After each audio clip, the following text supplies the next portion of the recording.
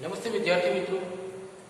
कक्षा 10वीं में हिंदी में आज हम बात करेंगे पत्र लेखन की। कक्षा 10वीं में पत्र लेखन में औपचारिक पत्र ही आते हैं। कक्षा 9वीं में अनौपचारिक पत्र होते हैं, जबकि कक्षा 10वीं में औपचारिक पत्र पूछे जाते हैं और बोर्ड एग्जाम में उसके 5 अंक होते हैं। तो आज हम बात करेंगे कि औपचारिक पत्र क्या है और पत्र के अंग कौन कौन से हैं और हमें पत्र लिखते वक्त किन किन बातों का ख्याल रखना है, कौन सी बातें ऐसी ज़रूरी है जो हमें ध्यान में रखनी है पत्र लिखन के वक्त। तो आइए पहले देखते हैं कि औपचारिक पत्र क्या है, किसे कहते हैं। तो औपचारिक पत्र को 3 भागों में विभाजित किया गया है। पहला होता है प्रार्थना पत्र, दूसरा कार्यालयीय पत्र और तीसरा व्यावसायिक पत्र। तो इन तीनों में से कोई भी एक पत्र पूछा जाता है। तो देखिए, प्रार्थना पत्र।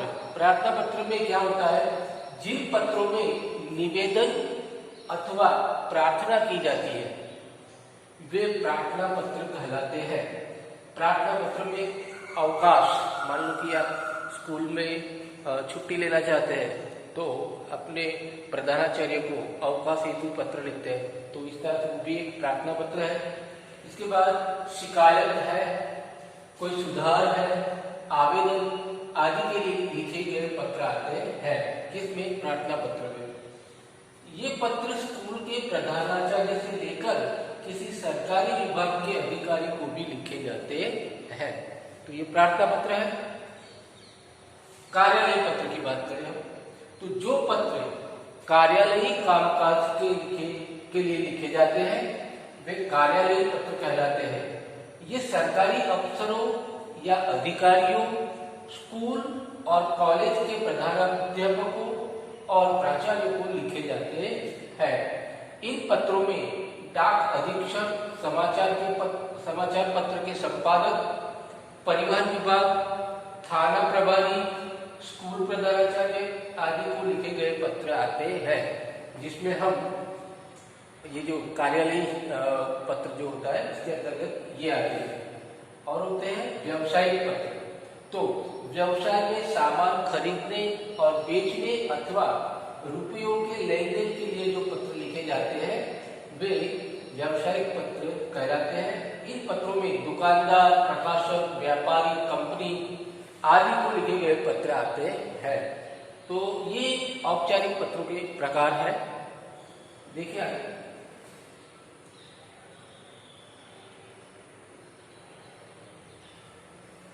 औपचारिक पत्र लिखते समय ध्यान रखने योग्य बातें, ये बातें हमें ध्यान में रखनी है कि कहीं औपचारिक हम पत्र लिख रहे हैं लेकिन अनौपचारिक पत्र जैसी कोई टिप्पणी कुछ ऐसा अंदर आ न जाए, इसके लिए हमें समझना जरूरी है कि औपचारिक पत्र में किन बातों का ख्याल रखना है। तो पहला, औपचारिक पत्र नियमों से बंधे हुए होते हैं, जिसमें हम अनौपचारिक पत्र की तरह अपने दिल की बात करते हैं, ये सब नहीं होता है।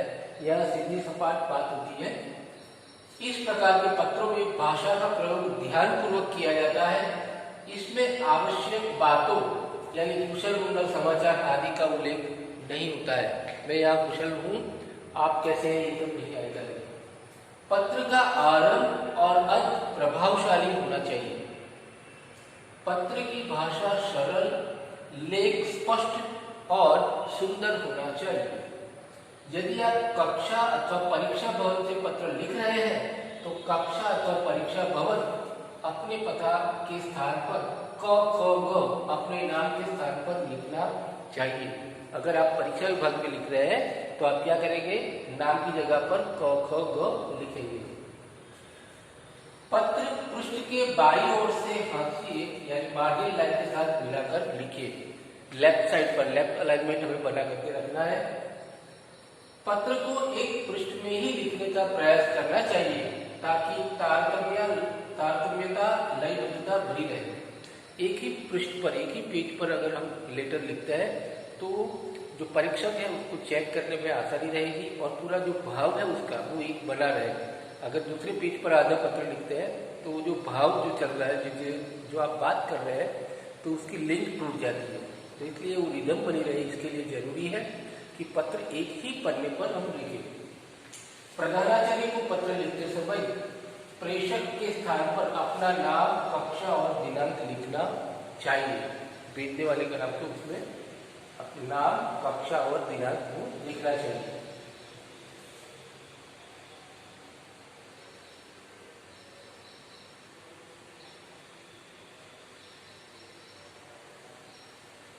अब बात करते हैं औपचारिक पत्र के अंगों की। तो मुख्य रूप से इसके 7 अंग होते हैं। देखते हैं, औपचारिक पत्र में कोई भी विषय हो, हम लिखने की शुरुआत करेंगे तो लेफ्ट साइड पर हम क्या लिखेंगे? सेवा में। सेवा में लिखना है पहले। सेवा में लिखकर पत्र प्रापक का पदनाम, यानी जिसे पत्र प्राप्त होने वाला है हमारा पत्र, उसका पदनाम, यानी वो प्रबंधक है, प्रधानाचार्य है, कौन है तो उसका पदनाम, उसका डेजिग्नेशन और पता नीचे लिखेंगे, भरूच, सूरत या जो भी है वो पता लिखकर पत्र की शुरुआत करें। सबसे पहला अहम ये अंग है जिसमें हमें क्या करना है? सेवा में पहले लिखना है लेफ्ट साइड पर, और फिर कॉमा करके नीचे जिसे हमें पत्र भेजना है उसका पदनाम, उसका डेजिग्नेशन आएगा, और फिर नीचे उसका पता आएगा कि ये रोड है, लिंक रोड या स्टेशन रोड, भरूच, इस तरह से संक्षिप्त में पता भी लिखना है। तो ये शुरुआत इस तरह से करनी है। उसके बाद विषय की बात करेंगे। विषय जो भी है हम लिखेंगे विषय, जिसके बारे में पत्र लिखा जा रहा है उसे केवल एक ही वाक्य में शब्द संकेतों में लिखें। कई बच्चे ऐसा करते हैं कि परीक्षा में जो सवाल लिखा गया है वो पूरा सवाल लिखते हैं, तो वो नहीं लिखना है। हमें अगर प्रधानाचार्य से छुट्टी चाहिए तो आप लिखेंगे अवकाश प्राप्ति हेतु, इस तरह से संक्षिप्त में विषय लिखना होता है। अगर हमें शिकायत करनी है तो जो भी चीज है, समझ लो कि हमें टेलीफोन बिगड़ा हुआ है तो उसकी शिकायत है, तो हम लिखेंगे विषय में कि टेलीफोन की शिकायत हेतु।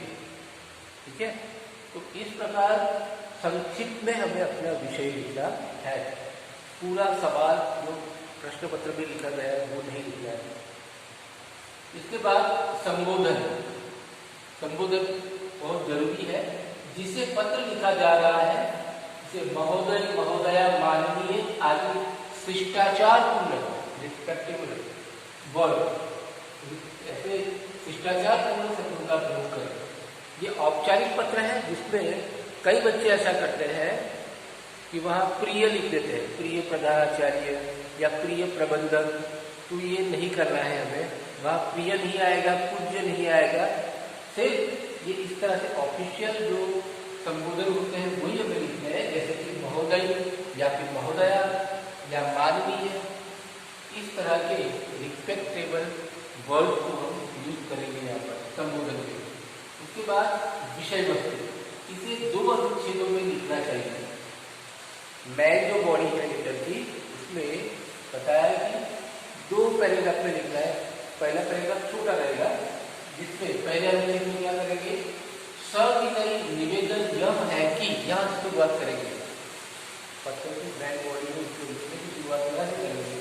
सविनय निवेदन यह है कि से वाक्य प्रारंभ करना चाहिए, फिर अपनी समस्या के बारे में लिखें। तो पहले अनुच्छेद में संक्षिप्त में लिखेंगे सविनय निवेदन है कि, फिर आपकी जो समस्या है वो संक्षिप्त में बता दो। फिर दूसरे अनुच्छेद में डिटेल में लिखो। दूसरा अनुच्छेद में लिखेंगे आपसे विनम्र निवेदन है कि, जो आपकी समस्या है उसको सुलझा देगा। निवेदन है कि लिखकर आप उनसे क्या अपेक्षा उम्मीद रखते हैं उसे लिखिए। पहले अनुच्छेद की जो भी समस्या है वो लिख दो, और दूसरे अनुच्छेद में क्या करेंगे? हम सुझाव उनको भेजेंगे कि हमारी ये समस्या है, तो किस प्रकार से इसका निराकरण करें, समाधान करें। तो इस तरह से दूसरे परिच्छेद में हो गया। अब आगे आएगा हस्ताक्षर और नाम। तो धन्यवाद या स्पष्ट के लिए क्षमा, ये लिखना है। दूसरा पैराग्राफ लिखने के बाद नीचे लिखेंगे धन्यवाद या फिर कष्ट के लिए क्षमा जैसे शब्दों का प्रयोग करना चाहिए। और अंत में इसके नीचे अंत में भवदीय, आपका प्रिय, ये सब नहीं लिखना है। क्या लिखना है? भवदीय, या लड़की है आप तो भवदीया या प्रार्थी लिखकर अपने हस्ताक्षर करें तथा उसके नीचे अपना नाम लिखें। प्रेषक का पता उसके नीचे हम जो लिखेंगे धन्यवाद, और उसके नीचे लिखेंगे 1-2 लाइन में लिखेंगे भवदीय। उसके बाद क्या करना है? अपने शहर का मोहल्ला, इलाका, शहर, पिन कोड आदि लिखेंगे और आखिर में लिखेंगे दिनांक। तो इस प्रकार की 7 बातों का हमें ख्याल रखना है जब हम औपचारिक पत्र लिखेंगे। तो हम उदाहरण की जगह इसे और ज़्यादा स्पष्ट रूप से समझने की कोशिश करेंगे। देखते हैं।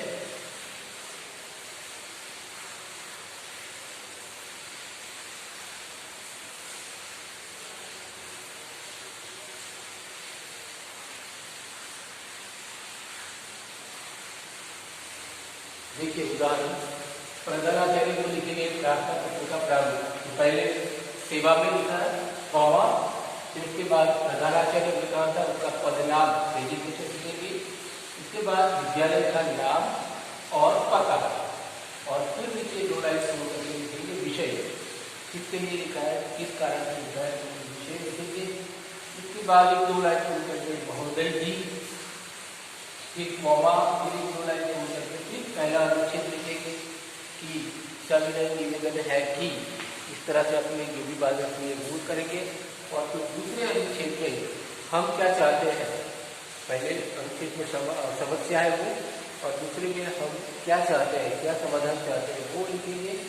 उसके बाद आपका आज्ञाकारी, आपका आज्ञाकारी शिष्य, शिष्या, और उसके बाद ग, यहाँ विषय का नाम होता है वहाँ ग लिखेंगे, फिर कक्षा लिखेंगे और दिनांक लिखेंगे। तो ये प्रधानाचार्य को हम प्रार्थना पत्र लिखेंगे, तो ये फॉर्मेट जो है वो हमें ध्यान में रखना है। उदाहरण देखिए,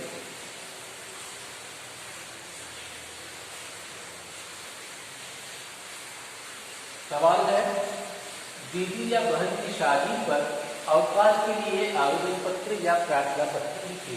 तो लिखा है सेवा में 2 लाइन शुरू करके प्रधानाचार्य महोदय, DAV स्कूल, रामनगर, दिल्ली, ये हो गया। अब इसके बाद में 2 लाइन शुरू करके लिखेंगे विषय, बहन की शादी के लिए अवकाश प्रदान हेतु प्रार्थना पत्र। बहन की शादी है तो उसमें अवकाश चाहिए, छुट्टी चाहिए, तो उसके लिए रिक्वेस्ट लेटर है, प्रार्थना पत्र है। फिर 2 लाइन शुरू करके फिर महोदय के बाद 2 लाइन शुरू करके